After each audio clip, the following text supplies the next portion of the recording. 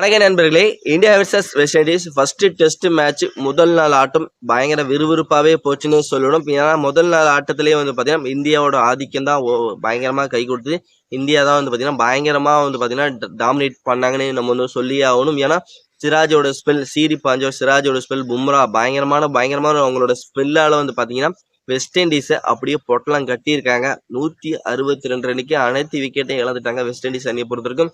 பின்னர் பேட்டிங் பிடிச்ச இந்திய அணி 2 விக்கெட்டை மட்டும் இழந்து 121 ரன் அடிச்சிருக்கிறாங்க. இருந்தாலும் 41 ரன் பின்தங்கி இருந்தாலும் இந்திய அணி ஒரு வலுவான நிலையில தான் என்ன பொறுத்த வரைக்கும் நான் இருக்கிறாங்கன்னே சொல்லணும். ஓகே ஃப்ரெண்ட்ஸ், இந்த வீடியோவில் இந்த மேட்சை பற்றி எல்லா டீட்டெயிலாக நம்ம பார்க்கலாம். அதற்கு முன்னாடி இப்போதான் நீங்கள் ஃபர்ஸ்ட் டைம் நம்ம சேனலுக்கு வரீங்கன்னா நம்ம சேனலை சப்ஸ்கிரைப் பண்ணி லைக் பண்ணி ஷேர் பண்ணி உங்கள் சப்போர்ட்டையும் ஆதரவையும் கொடுத்தீங்க ரொம்ப யூஸ்ஃபுல்லாக இருக்குன்னு நண்பர்களே. வாங்க தெளிவாக இந்த வீடியோவில் போயிடலாம். இன்னைக்கு பார்த்தீங்கன்னா India versus west Indies first test match அகமதாபாத்தில் தான் விளையாடினாங்க. இந்த டெஸ்ட் மேட்ச்ல டாஸ் வின் பண்ண சேஸ் நாங்கள் ஃபர்ஸ்ட் பேட் பண்ணுறோம் டிசைட் பண்ணாலும் அதுவே அவருக்கு பெரிய ஆபத்தில் முடிஞ்சிச்சுன்னு சொல்லலாம். ஏன்னா அவங்களோட ஓப்பனிங் பேர் சந்திரபால், கேம்பால் இவங்க 2 பேரும் பார்த்தீங்கன்னா ஒரு இன்னிங்ஸ்க்கு ஃபில் பண்ண முடியல. சந்திரபாலோட விக்கெட்டை சிராஜ் ஆரம்பத்திலேயே தூக்குனாரு. அதுக்கப்புறம் கேம்பாலோட விக்கெட் பும்ரா தூக்குனாரு. அதுக்கப்புறம் பார்த்தீங்கன்னா வெஸ்ட் இண்டீஸ் பேட்டரால் பெரிய லெவலில் எதுவுமே இம்பாக்ட் கிரியேட் பண்ண முடியல. சரசரன்னு விக்கெட்டுகள் விழுந்த வண்ணமாக இருந்தது. 90 ரன்னுக்கெல்லாம் 5 விக்கெட்டுகள் தத்தளிச்சாங்க வெஸ்ட் இண்டீஸ் பேட்டர்ஸ் எல்லாருமே. அதுக்கப்புறமாவது கொஞ்சம் ஏதாவது இம்பாக்ட் கிரியேட் பண்ணி கொஞ்சம் இன்னிங்ஸை பில்ட் பண்ணி ஒரு பார்ட்னர்ஷிப் பில்ட் பண்ணுவாங்கன்னு நினைச்சோம். அப்பவும் சுத்தமாக முடியல. இருந்தாலும் ஓரளவுக்கு ட்ரை பண்ணாங்க. சாய் கோப், சேஸ், கிரீவ்ஸ் எல்லாம் ஓரளவுக்கு ட்ரை பண்ணாங்க ஒரு பெரிய இன்னிங்ஸ் கொண்டு போகிறதுக்கு. இருந்தாலும் அவங்களோட விக்கெட்டையும் பும்ரா அண்ட் சிராஜ் அவங்களோட எடுத்துட்டாங்க. ஓவராலாக பார்த்தீங்கன்னா கடைசியில் வெஸ்ட் இண்டீஸால் வெறும் 162 ரன் மட்டும்தான் அடிக்க முடிஞ்சுது. அனைத்து விக்கெட்டையுமே இழந்தாங்க. ஓகே, இந்தியா பார்த்தீங்கன்னா 162 ரன்னோட இந்தியா ஃபர்ஸ்ட் இன்னிங்ஸ் ஆட ஆரம்பிச்சாங்க. ஆரம்பம் பார்த்தீங்கன்னா கேஎல் ராகுல் அண்டு நம்மளோட எஸ்எஸ்வி ஜெய்ஸ்வால் இவங்க 2 பேரும் சூப்பராகவே ஸ்டார்ட் பண்ணாங்கன்னு சொல்லும். எஸ்எஸ்வி ஜெய்ஸ்வாலில் எப்போவுமே நம்ம எதிர்பார்க்கறது அவரோட அதிரடி இன்டென்ட் தான். டெஸ்ட் மேட்சே நம்ம ஒரு T20 ஹோப்பில் தான் மோடில் தான் விளையாடுவார். ஆனால் இன்னைக்கு பொறுமையாக ஸ்டார்ட் பண்ணார். எஸ்எஸ்வியை பொறுத்த வரைக்கும் இன்னைக்கு பொறுமையாக ஸ்டார்ட் பண்ணார்.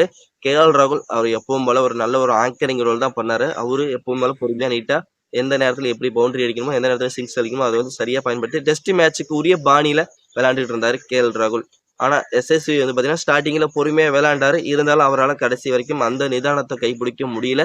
கடைசியில் பார்த்தீங்கன்னா அவருடைய எப்பவும் வழக்கமான ஆட்டம், அதிரடி ஆட்டம் அதை வெளிப்படுத்த ஆரம்பிச்சாரு. அந்த ஆட்டம் பார்த்தீங்கன்னா அவருக்கு ரொம்ப நேரம் கை கொடுக்கல. 36 ரன்ல பார்த்தீங்கன்னா பெவிலியன் என்று திரும்பினாரு. 7 பவுண்டரி அடிச்சு 36 ரன் அடிச்சாரு.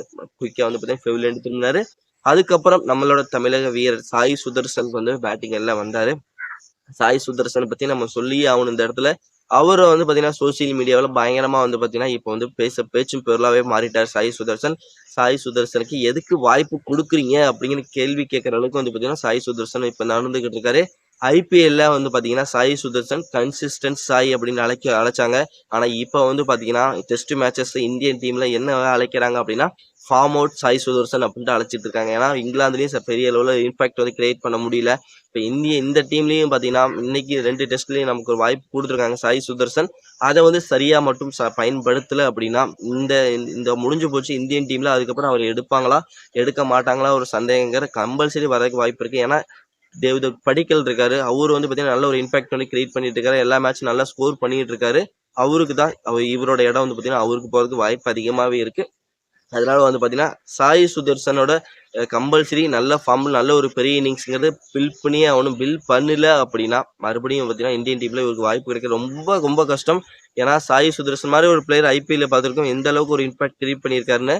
அந்த அளவுக்கு இம்பாக்ட் இந்தியன் டீம்ல கிரியேட் பண்ணா மட்டும்தான் பார்த்தீங்கன்னா இந்தியன் டீம்ல கன்சிஸ்டன்ஸா வாய்ப்புங்கிறது கிடைக்கும். இல்லை அப்படின்னா அவர் வெளியில மட்டும் எடுத்துட்டாங்கன்னா அதுக்கப்புறம் உள்ள வர்றது ரொம்ப கஷ்டம்ப்பா. ரொம்ப கஷ்டம். அதனால சாய் சுதர்சன் வெறும் 7 ரனுக்கு சேஸோட ஓவரில் அவுட் ஆனாரு. அது மோசமான அவுட்டு. அவருக்கு கிரிக்கெட் விளையாடுறதே எப்படிங்கிறது தெரியாத அளவுக்கு விளையாண்ட மாதிரி இருந்தது. அந்த விக்கெட்லாம் பார்க்கும்போது சும்மா மோசமா இருந்தது. பிச்சும் பார்த்தீங்கன்னா நல்லாவே திரும்பிச்சு. நேற்று ஈவினிங்லாம் நல்லாவே பிச்சும் கொஞ்சம் திரும்பதமாக தான் இருந்துச்சு. அதனால அவர் விக்கெட்டை இழந்ததுக்கும் ஒரு வாய்ப்பாக இருக்கலாம். அடுத்த இன்னிங்ஸ் இந்த டெஸ்ட் மேட்சஸ்ல செகண்ட் இன்னிங்ஸ்ல சாய் சுதர்சன் பேட்டிங் ஆடுவாரா அப்படிங்கிறது ஒரு சந்தேகம் இருக்கு. ஏன்னா இந்தியா ஒரு பெரிய இன்னிங்ஸ் பில்ட் பண்ணாங்க அப்படின்னா அதை செகண்ட் இன்னிங்ஸ்ல தாக்கு பிடிக்கிறதுக்கு வெஸ்ட் இண்டீஸால முடியுமாங்கிறதே ஒரு சந்தேகம். அதனால இந்த டெஸ்ட் மேட்சை பொறுத்த வரைக்கும் இதான் அவருக்கு கிடைச்ச வாய்ப்புன்னு நினைக்கிறேன். அடுத்த டெஸ்ட் மேட்ச்ல டெல்லியிலாவது ஒரு சரியான ஒரு தரமான பெர்ஃபார்மன்ஸ் கொடுத்து இந்திய அணியில அவரோட இடத்த தக்க வச்சுக்கணும் அப்படிங்கிறது என்னோட வேண்டுகோள். ப்ளஸ் அதான் ரசிகர்களும் எதிர்பார்க்குறாங்க. இல்ல அப்படின்னா ரசிகர்களுடைய எதிர்பார்ப்புன்னா அவர வெளிய ஏத்துங்க அப்படின்னு சொல்லுவாங்க நண்பர்களே. ஓகே. சாய் சுதர்ஷன் 7 ரன்னுக்கு விக்கெட்ட விழுந்தாரு. அதுக்கப்புறம் வந்து பார்த்தீங்கன்னா, கில் வந்து உள்ள வந்து கேஎல் ராகுலோட ஒரு நல்ல ஒரு அருமையான ஒரு பார்ட்னர்ஷிப்ங்கிறத அமைச்சாங்க. 2 பேரும் பார்த்தீங்கன்னா, ஒரு டீசென்டான ஸ்கோர் எடுத்துட்டு போனாங்க. கேஎல் ராகுல் ஒரு அருமையான ஹாஃப் செஞ்சுரிய பதிவு பண்ணாரு. இதுக்கு கடைசியில வந்து பார்த்தீங்கன்னா, இந்த டே 1 முடிவுல வந்து பார்த்தீங்கன்னா, இந்தியாவால 121 ரன் அடிக்க முடிஞ்சது. கில் வந்து 18 ரன் அடிச்சிருக்காரு. கேஎல் ராகுல் 53 ரன் அடிச்சிருக்காங்க. 121 ரன் இந்திய அணி அடிச்சிருக்காங்க. இன்னும் பார்த்தீங்கன்னா, அவங்க ரன் அடிக்கணும் அப்படின்னா, இன்னும் ஒரு 41 ரன் இருக்கு. அந்த 41 ரன் அடிச்சிட்டாங்க அப்படின்னா, ஃபுல்லாவே இந்திய அணி ஒரு லீடு குடுக்க ஆரம்பிச்சுருவாங்க. நீங்க வந்து உங்களோட கருத்த வந்து சொல்லுங்க. நேத்து இருந்தாலும் கொஞ்சம் கேஎல் ராகுல்லாம் கொஞ்சம் சிரமப்பட்டாரு. ஏன்னா கொஞ்சம் இன்ஜுரியிலால கொஞ்சம் பாதிச்ச அதாவது கிராம்ப்னு சொல்லுவாங்கல்ல. அதுல கொஞ்சம் கிராம்பா வாயில கூட வரமாட்டேங்குது. அதுல கொஞ்சம் சிரமப்பட்டுக்கிட்டு இருந்தாரு கேஎல் ராகுல பொறுத்தவரைக்கும். பிளஸ் அதுல இன்னைக்கு கொஞ்சம் ரெக்கவர் ஆகி நல்ல ஒரு இன்ஃபார்ம் பேட்டரா உள்ள வரக்கு வாய்ப்பு அதிகமாவே இருக்கு. கேஎல் ராகுல் இன்னைக்கு யாருகிட்ட இருந்தாவது ஒரு பெரிய இன்னிங்ஸ் அதாவது ஒரு 100ஓ ஒரு டபுள் 100ஓ கிடைக்குமா அப்படிங்கறத நம்மளோட கமெண்ட் செக்ஷன்ல கமெண்ட் பண்ணிருங்க. மறக்காம நம்மளோட Chandru sixer YouTube channel subscribe பண்ண மறந்துடாதீங்க. சப்ஸ்கிரைப் பண்ணி லைக் பண்ணி ஷேர் பண்ணி உங்க சப்போர்ட்டையும் ஆதரவையும் கொடுத்தீங்கன்னா ரொம்ப ரொம்ப யூஸ்ஃபுல்லா இருக்கு நண்பர்களே. இந்தியா இன்னைக்கு எவ்வளவு ரன் அடிப்பாங்க அதையும் நம்மளோட கமெண்ட் செக்ஷன்ல கமெண்ட் பண்ணிருக்கேன். நம்ம வந்து நெக்ஸ்ட் அதாவது டே 2 ரிவ்யூல வந்து நம்ம வந்து பார்க்கலாம் ஃப்ரெண்ட்ஸ். நன்றி வணக்கம். Bye bye friends.